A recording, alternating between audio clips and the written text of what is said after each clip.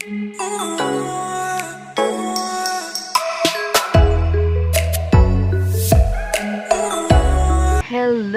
Good afternoon mga palangga!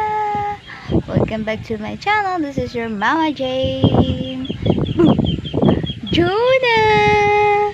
Jonah! So, yun po si Jonah. Oh. Jonah! So, ayun po mga palangga. Nandito po kami sa likod kasi nag-aanihan na po dito sa amin. So, start na yung pag-aani dito sa amin. Kaya, dito kami sa likod kasi tumitingin kami ng mga nag-aani. Kasi, yung asawa ko din nag-aani yun. Tinitignan namin ni Jonah.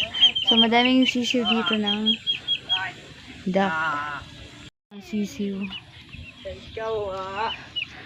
So, ayun. Ito yung mga nag-aani. Tapos, ayun doon andun yung asawa ko. Nag-aani din. Nagtatambak siya. Ayun doon na nakapula. Ay, yung nakapula. Hindi niya makita. So, yun yung nakapula doon. Ayun, nakita niyo na. Nag-aani siya kasi medyo mahirap yung pag-aani dito kasi nga tumba yung ibang palay. Tulad yan, ayan yung mga tumbang palay. Tumba siya, mga gapi tawag sa amin yan. Tapos, ayan yung kaunti lang yung mga hindi ganun katumba.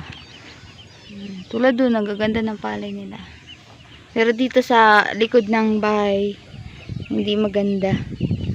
Ayan, talagang tumba talaga yung mga palay. Akala nyo, naani na yung dyan, pero hindi pa. Tapos yun.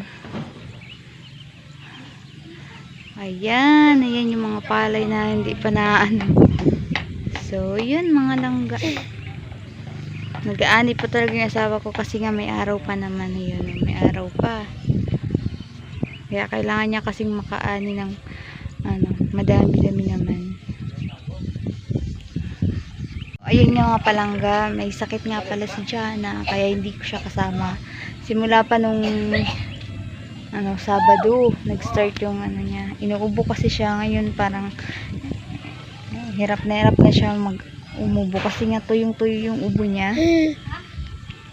Kaya lang hindi kami makapag-check up. Kasi nga yung check up dito ng RHU Monday to Friday. Kaya lang nag-start yung ubo niya nung Sabado.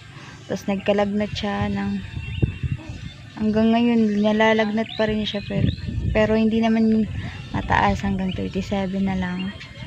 Kasi yung ubo niya, pinapahirapan talaga siya ng ubo na yan. Kasi tuyo kasi yung ubo niya. Tapos nung Monday walang check up. Tapos minsan naman kung may check up hanggang 10 tao lang. Kaya minsan di kami nakahabol kasi nga malayo pa kami. Dito pa kami sa ganito yung lugar. Punta ng bayan. Ilang pa yun, minuto pa ako makarating. Kailangan kasi alas 6 pa lang. Nakapila ka na doon mga palangga kapag yung sa health center ka lang pupunta. Kasi hanggang 20 to 10 lang yung kinukuha nila sa pila. So yun, bukas pupunta kami kasi nga 'di ba ngayon holiday ng mga Muslim. So yun, bukas try namin makapag-check up. Pipila kami ng maaga doon, gigising kami ng maaga. Wala pa nga masyado akong tulog. Last stress na ako ng madaling araw nakapagpahinga kagabi kasi yan. Si Jana. May sakit siya eh. Kaganyan siya pag may sakit. Sobrang mahina. Payatot na nga siya ngayon eh. Wala siyang ganang tumayo. Wala siyang ganang kumain. Ganun. So, ayun dito. Tingnan nyo. Ayan. Tinitignan. Kalabaw. Yan yung kalabaw. Yan yung ng treasure. Siya yung magdadala kung saan para makapag-treasure yan. May anak na yung kalabaw. Ang laki-laki na ng anak niya.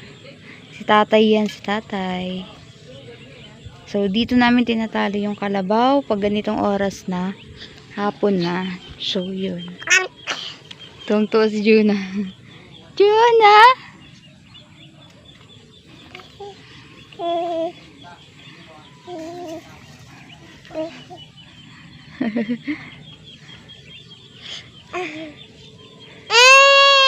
Dito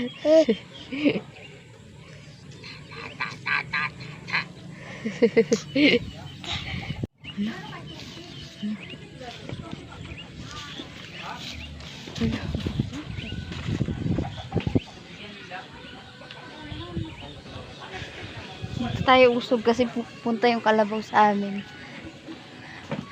Hello, Juna! Ayun yung kalabaw. Ayun siya. Nandun pa yung papa mo. Ayan si ate. Payatot na yan si ate. Ayan, umuubo-ubo siya eh. Wala siyang sa mood. Nakaupo lang siya. Tapos minsan nakahiga dito. So yun. Na hindi siya nakakaglaro. Pero bukas nga yan. Mag-check up kami bukas. Hello, Juna! Hello! Uy! Uy! Tuwang-tuwa siya oh. Ajing! Ajing! Tumatayo na yun.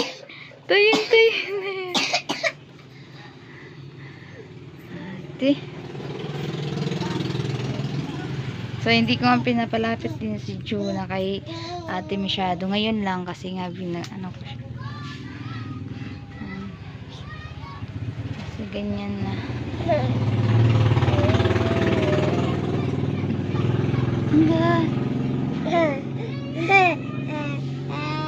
So, yun lang yung update natin mga palangga for today's video. Bukas kasi Webes na. So, Merkulis ngayon. Holiday. Kaya, yan. Dito kami. Yan si Juna. Gusto niyang dumedi. Patididayin ko na. So, bakit mga palangga? So, ganyan yung ubo niya mga langga. Sobrang tuyo-tuyo. So, yun. Bye-bye!